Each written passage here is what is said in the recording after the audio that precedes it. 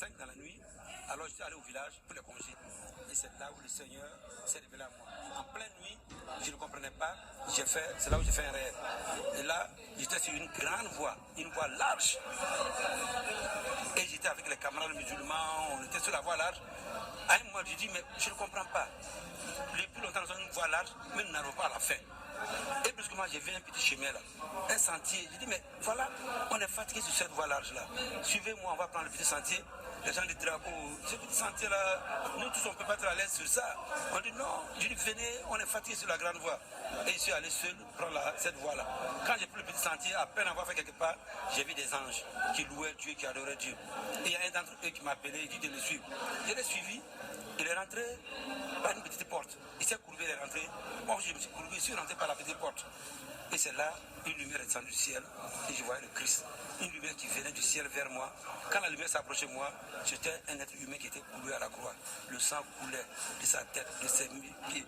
Il me regardait avec compassion. Quand j'ai vu cela, je me suis réveillé. Je me suis dit non, ça peut être... non. Moi, je suis chrétien, il ne faut pas que des choses comme ça se révèlent à moi. Donc, je me suis réveillé, je n'ai pas dit ça à mon papa.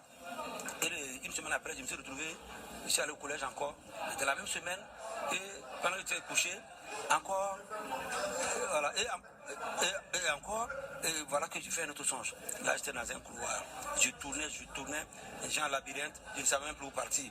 Alors j'ai dit, Dieu, sors-moi de ce lieu-là. Quand j'ai dit cela, j'ai vu une lumière qui venait tout droit devant moi dans le couloir. Et quand la lumière s'approchait avec moi, quand la lumière était proche, j'ai vu que la personne que j'avais vue sur la croix, c'était la même personne encore. Tout en blanc cette fois-ci. Et il a voulu tendre les mains vers moi comme ça. Cet homme qui était proche de moi, il voulait me sauver et j'ai donné d'eau. Et quand j'ai donné d'eau, je me suis fait projeter dans les ténèbres dehors, devant la mosquée de mon village. Tout était noir, ténébreux. Et je voyais mes parents pris dans les ténèbres. Alors je me suis approché, je voyais le visage des gens, mais je ne sais pas que faire. Je suis allé voir ma maman. Je dis, maman, il est pouvoir vous prier ici dans les ténèbres, dans l'obscurité. Alors comment je viens de trouver la lumière derrière moi? Alors je me suis levé. Je dis, non. Moi, je suis musulman, mes parents sont musulmans. Il ne faut pas que cet homme-là vienne me déranger encore. Alors j'ai refusé. Et je vais sauter les étapes encore. Il y a eu beaucoup d'événements. Et quelques temps après, j'ai fait notre rêve. Et cette fois-ci, je me suis trouvé, c'était le mois de Mouloud. Mon papa vient me dire, Madou, viens voir à la mosquée, parce qu'on doit aller à la prière maintenant jusqu'au matin. Et c'est la première fois que je dis à mon papa, je dis, moi je ne peux pas aller prier aujourd'hui. Il dit, je ne comprends pas, je peux pas. Dans le rêve toujours. Il dit, Mamadou, depuis que tu es né, tu n'as jamais manqué une prière. Tu es là, tu jeûnes les 30 jours avec nous, depuis que tu es petit. Mais c'est la première fois que tu refuses d'aller écouter, lire le Coran avec nous. Il dit, vraiment, je ne peux pas aller. Alors quand j'ai dit cela, il est parti avec toute la famille. Et quelques temps après, je vois une grande foule qui venait vers moi. Et cette foule, quand elle venait, c'était là, là. C'est comme si c'était pour me dire de revenir. C'est comme si j'étais déjà perdu. Et tout l'imam en tête, il venait vers moi dans le rêve. Mais quand ils sont approchés de moi, un mur s'est dressé et je ne les ai plus vus. Et donc, j'étais troublé à l'époque maintenant. Et comme j'avais commencé à faire la philosophie en première, j'ai dit non, ces rêves-là, je ne trouvais plus. J'allais voir mon professeur de philo, qui était un ami, l'abbé Poulet, et qui faisait la philosophie avec nous. J'ai dit pourquoi lui va m'expliquer pourquoi ces rêves me perturbent, je ne comprends pas. Quand je suis allé le voir, il m'a regardé, il dit Mamadou, toi ton cas là est sérieux, que c'est pas la philosophie, que c'est Dieu qui m'appelle. Il dit tu m'appelles? Il dit déjà, je m'appelle Mohamed. Je m'appelle Mamadou, il dit m'appelle pour aller où encore? Je suis musulman. Il dit non, que c'est Jésus qui t'appelle. Quand il dit Jésus là, j'ai pris mon vélo, je suis parti à l'internat encore. Et c'est cette nuit là, quand j'étais couché, avant la nuit même, j'étais là sur mon dos et le ciel s'est ouvert. Je ne dormais pas. Et j'ai vu la même personne que j'avais vu, l'homme que j'avais vu sur la croix, qui me tendait les mains. Maintenant, tout en blanc, sa tête était comme un zoom au côté de moi, il traversait le ciel. Il est venu passer devant moi, de l'est vers l'ouest. Alors quand je me suis réveillé en ce saut, je ne dormais pas. Après, je dis, qu'est-ce qu'il y a? Cette personne, cet homme-là se présente à moi, il sait que moi je suis musulman, et je vois que c'est ça qui est cool, et chez les catholiques, là, c'est lui, il est partout, pour qu'il se présente à moi. Alors je dis, moi je suis musulman, mes parents sont musulmans, personne ne peut me changer. Le lendemain matin, je suis allé très tôt à la mosquée, et j'ai fait l'appel. Quand les musulmans sont venus, en tant que musulmans, on devrait prier. Comme j'étais le président de la communauté musulmane, en même temps, dans l'établissement que j'ai formé, et ce groupe que j'ai formé, j'avais choisi la résidence des imams Tout ce qui a fait l'école coranique, je leur disais qu'il fallait qu'ils nous dirigent dans la prière. Quand on est arrivé, la prière a commencé. Quand on lève la Al-Akbar, on veut se courber. Tout le monde se courbait. Quand moi je veux me courber, impossible. J'avais des nausées, j'avais des vertiges, je me redresse. À la fin de cette prière matinale, tôt le matin, les autres disent, mais Drapeau, on ne comprend pas. C'est toi qui as formé ce groupe. C'est toi qui as choisi la mosquée pour nous. Nous, on prie, et puis toi, tu étais arrêté. Je dis, qu'est-ce qui se passe? Je dis, je vais me couvrir, mais il y a c'est seulement des indigestions, il y a des nausées. Je dis, ça va passer. Si vous partez, je vais répéter la prière. Et c'est comme ça que ça s'est passé. J'ai voulu faire encore impossible. Ils sont sortis, impossible. Et ce qui s'est passé maintenant, toute la journée, quand les gens partent, je reviens seul, impossible.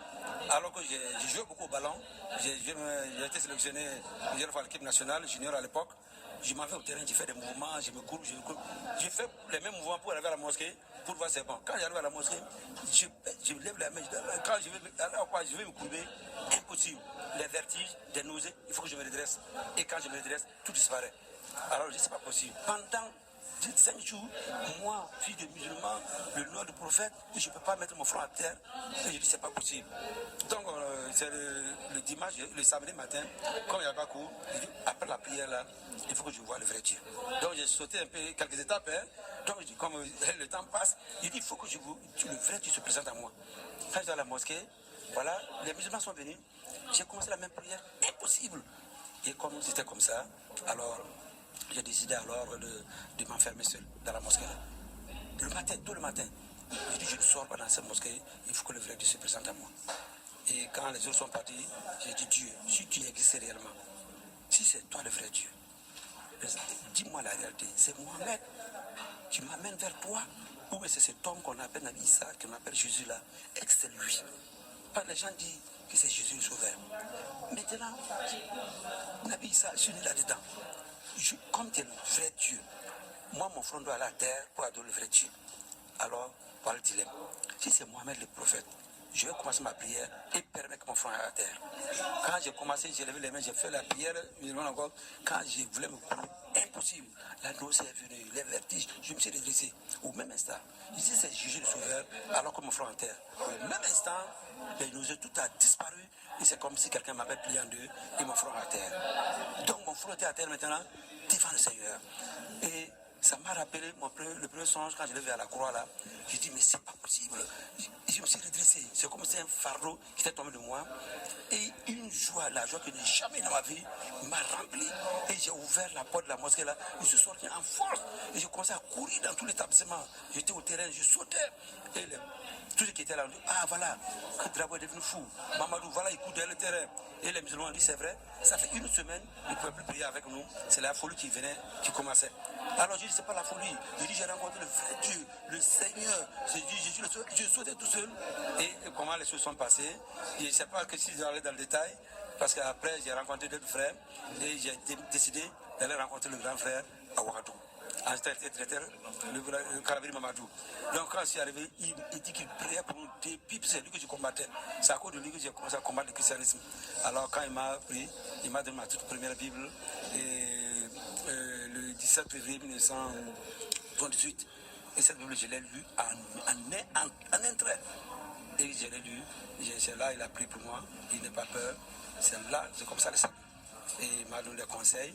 En ce temps, je portais les mêmes talismans qu'il avait, j'avais presque les mêmes choses. Il m'a dit, n'aie pas peur, va et détruire-les. Ça, c'est un autre domaine. Quand je vais entrer là-dedans, c'est encore plus long. Et c'est comme ça que j'ai donné ma vie au Seigneur. Il a prié pour moi. Et depuis lors, ma vie entre les mains du Seigneur. Il m'a béni. Et j'ai continué mes études à Lomé. Et j'ai commencé à témoigner à Lomé. Après, j'ai fait l'ingénieur au Gabon. J'ai terminé là-bas. Et le Seigneur continue à me bénir dans tout ce qu'il fait pour moi. Merci. Le témoin est très long. Comme vous m'avez donné 15 minutes. Voilà. Merci bien. Voilà.